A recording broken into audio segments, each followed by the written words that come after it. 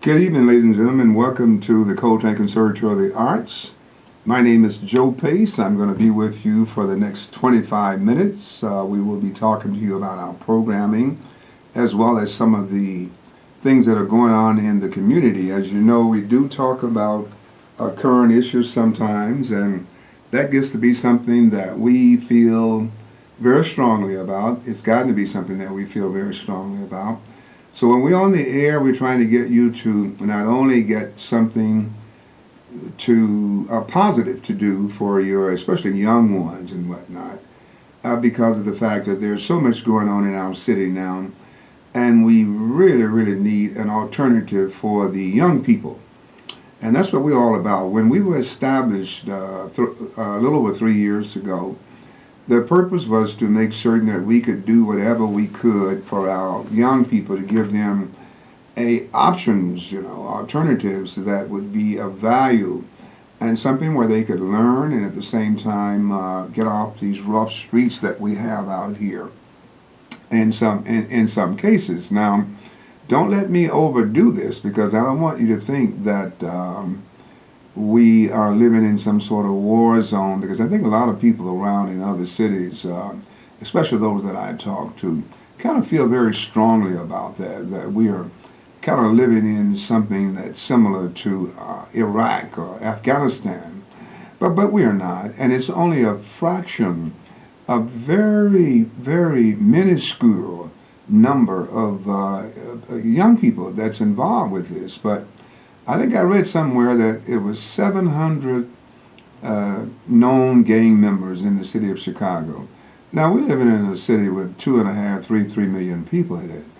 So, well, what they said is that these were the people that were doing most of the violence. These are the young people that are doing most of the violence in our communities. Well, 700, that's a lot, you know what I'm saying? They can get around and do quite a bit of harm, but 700 is just very, very, almost inconsequential when you consider that there are 2.5, 3 million people, and roughly, I want to say about 1 million people, maybe a little over 1 million between the south and west side of Chicago.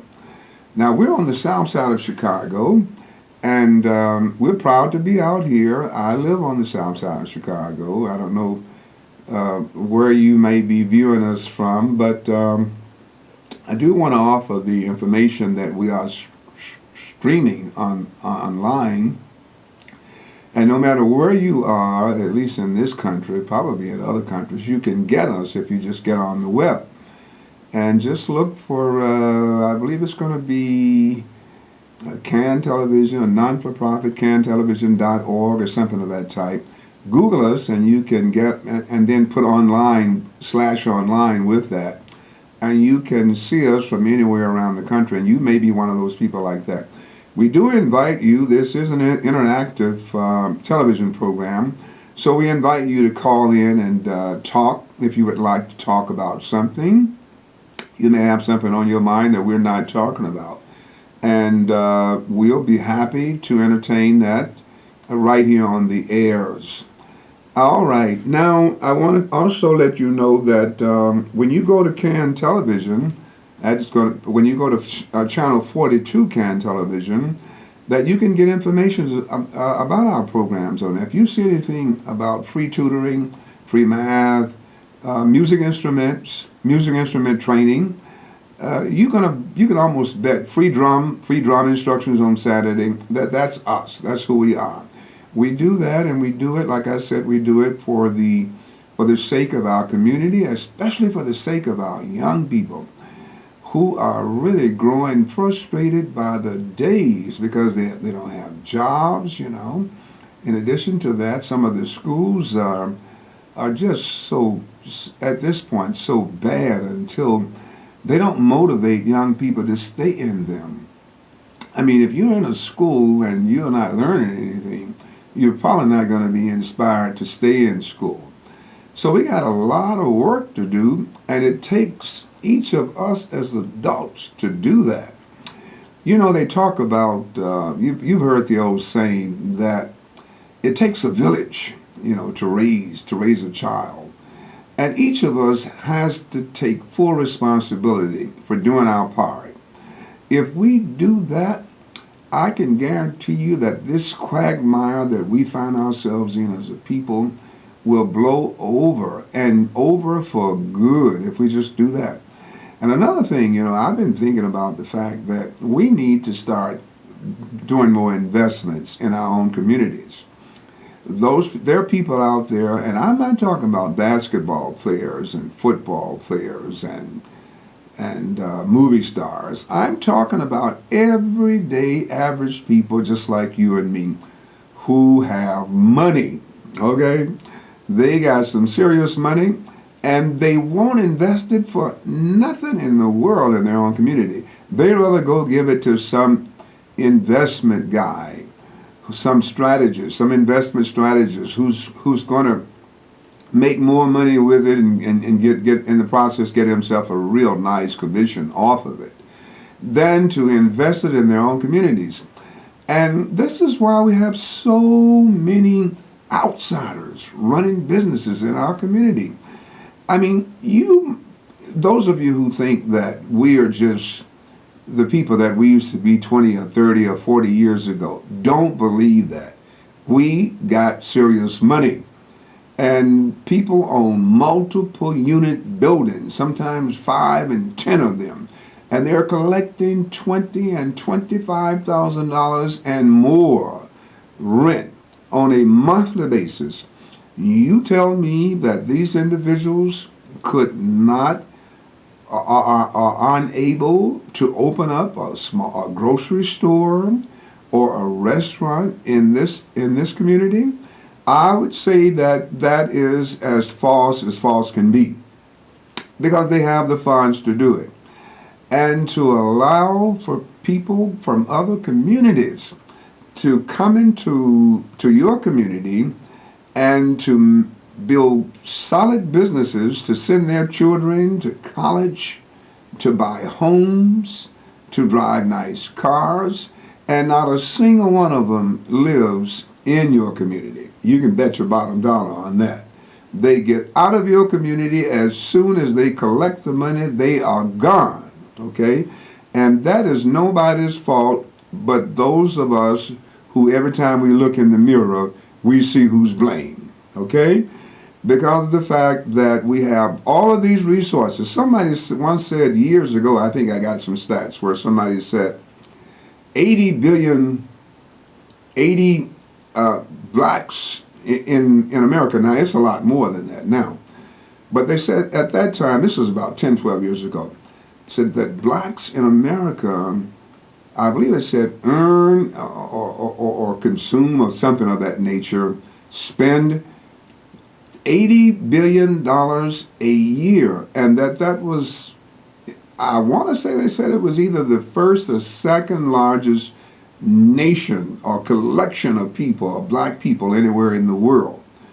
And so it's probably a lot more now. It may be twice that, because Oprah Winfrey herself, last I checked the Forbes, the first of the year, and they had her down as having assets of $3.5 billion. And then they had Michael Jordan on this list. There's a guy by the name of Dr. Dre, I want to say that's his name. He's some sort of rapper or something of that type. And just so many others. And those who are falling just short off of the radar of that billionaire category, those people are in the hundreds of millions of dollars. People like Shaquille O'Neal and Magic Johnson, these people are worth $250 million, sometimes $300 or $400 million. But set those people aside, okay? And let's just deal with the money that's in the pockets of those people who have earned it in the traditional way, who open up businesses, who have multiple properties that they rent out, or who's doing what they call flipping properties and making money on those. And there are tons of those people on the south side of Chicago. But when you go up and down the streets, you see so many businesses that are run by people from outside of our communities. And that much I do not understand. And trust me, I can afford to say this. I have a right to say this because I've owned several businesses in this black community. And in fact, I, with my own funds, established the Coltrane Conservatory of the Arts. So don't say to me, you know, why don't you go do it? Because I'm doing something with that, with the resources that I have as I'm speaking to you. So we need people to be more cognizant of the fact that except that we build this nation of business owners, it's going to be very tough. It's going to be very tough for us for a long time to come. And if you look at any other ethnic group of people in this country, and you can name them, Irish, Italians, or Polish, Arabs, Chinese, Japanese. If you look at any other people in this country, you'll find that when they came to this country, they right away started to invest in something of their own and to be able to hire their own people, you see.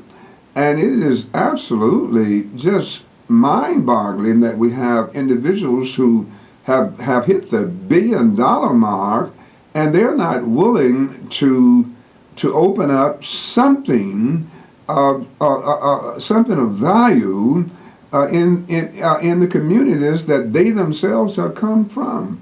That is so ridiculous. I'm trying to tell you, it is mind-boggling. And nobody, listen, people hire their own first. And I think all of you know what I mean by that. I mean, you can't expect me to send I have two lovely daughters, bless their hearts. One is an actress. She's out in L.A. She and her husband both are actresses. And they also have master's degrees in theater.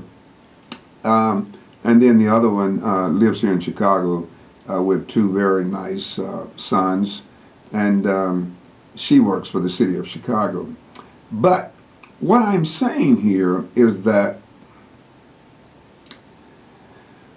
we have to be able to hire our own people, because I mean I can't expect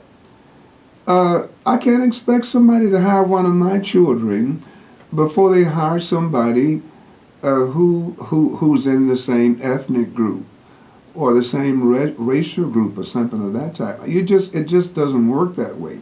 Now, am I saying that there are not cases where this will occur, where you'll have people who will be looking for the very best person, and this ethnicity and this race, it all goes out the door, and it should go out the door.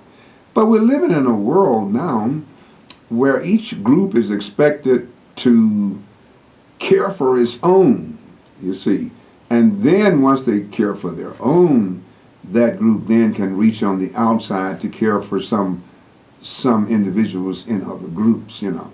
So I hope people understand that. Now, I said that you have to read between the lines of what I just said there to know that what I'm saying is that we have to, at some point, develop a mindset of ownership, of commercial ownership, okay? Because that's where, listen, most of the gang banging, the killing, the shooting, the drug traffic, and all of that stuff is associated with a lack of capital. People are walking around with no money in their pockets. And when they walk around so long, flat broke like that, they get frustrated. And when people get frustrated, they start to do things that they otherwise would not do. And so if we had more jobs in our communities, more jobs among our race of people, we would solve a lot of the problems we have in our communities just by being able to hire somebody, okay? So this is not rocket science. It's very simple, and plain, okay? It's not rocket science. Now, let's get back to some of our programming here. I want you to see something here that is going to, you see that right there? That's the Coltrane Conservatory of the Arts. And this is our website. And if you want to get the address to it, it's Coltrane Conservatory Education.org. I'll do it again for you. Coltrane Conservatory Education.org. Coltrane Conservatory Education.org. And you can go to that website and you can look up some of the things that we do. You can read about us and get to know us better, you know, because we're here for you. I tell people all the time, you got grandkids, you got great grandkids, you got children. Get up on Saturday morning and get them out of the house. You know, try to do something for your people. Okay, I think we have a caller here, and I'm going to let that caller come on the air. Caller, are you there? Good evening, Professor Pace. Good evening. Theory from your administrative assistant at the conservatory. Oh, this is okay. How are you? I'm so happy. I understand you're still out of town. Actually, I was. Unfortunately, the last episode, which was on Monday, I couldn't get an opportunity to call the show because I was in transit from Indiana going into Louisville, hometown of the recently departed Muhammad Ali. But I this see. time I was able to do so, and gladly, happily, I am in Chicago, actually near the museum campus where the Bears game is unfolding. Yeah, well, did you have any questions, anything that you wanted to ask about our programming? Well, yes. As far as the programming is concerned, with the being that the new school year is unfolding as September is almost through, I wanted to know what words of encouragement of advice would you like to offer the young or the children, the young boys and girls, and also the young men and women of our elementary and high schools, respectively, in regards to one of the primary components of the conservatory, which is the tutoring program? Well, that's a good question. With the tutoring program, I would strongly suggest that any child out there who is struggling in mathematics, and many of them are, or English, especially English writing, would call the school and get information from us. They can call 773-891-1875. And we will give you the breakdown on those two programs. They're both free programs. All you got to do is come there and register. You bring your pencil and your paper with you, and you'll begin to understand how to convert fractions into decimals. You'll understand how to do long division, short division. You'll understand how to find common denominators. All of these things are very important into learning mathematics. Those students who would like to get to become engineers and things of that type, where you're going to have to learn higher mathematics, such as calculus, trigonometry, and that type of thing. We strongly suggest you to get out there to those tutoring programs, because you cannot do that mathematics except that you understand basic mathematics. You can't do these mathematics unless you understand the basics of mathematics. And we've been trying to get people in the community where we are, which is Woodlawn, to take advantage of these programs, but we seem to be getting people from other communities. One of the most mind-boggling things that we have discovered since we've been here nearly 3 years is that no matter, they say you can lead a horse to the well, but you can't make them drink the water. Now, what we've done basically is we brought the well to the people, you see. But the people are hesitating, and to some extent, to fully get a good solid drink of it. And so what we're doing is we're getting people from other communities who are taking advantage of programs. And this means that there are people in our immediate community in many cases, who themselves have become so frustrated and so inundated with all kinds of negativism until they are not willing to even take advantage of those things that are there. And this is very sad, you know, it really is, that we have a situation where a, a kind of a buffet is being offered in the midst of people who are so hungry, and they just don't have the motivation to get up and grab a plate and really get into it. And also with our English program, to make a few statements about that, it's geared toward writing. So what does how do you narrow down a subject? What is a topic sentence? How do you stick with the topic sentence in a paragraph and then segue into another paragraph? How do you summarize? All these things are taught there. And there are people that I know for a fact, young people in schools, and some of them, unfortunately, well, I wouldn't say unfortunately, but some of them, I guess I could say unfortunate, because some of them are in so-called magnet schools. And these are supposed to be some of our best schools. And when they come to our school and we give them an assessment, it is just downright frustrating as to where our so-called, the level that our so-called best students are functioning on. So yes, those are two very important programs. We do thank you for calling in. Now, Theory is one of our tutor instructors there. He has a degree from the University of Illinois in economics, and he's been with us now for going on 3 years. And so, thank you very much for making that phone call. You be safe out there, and we look forward to seeing you when you get back. Okay. All right, thank you very much for that phone call. Now, I do want to say that let me spend. I want to, folks. I want to talk to you about something, and I just got a few minutes here.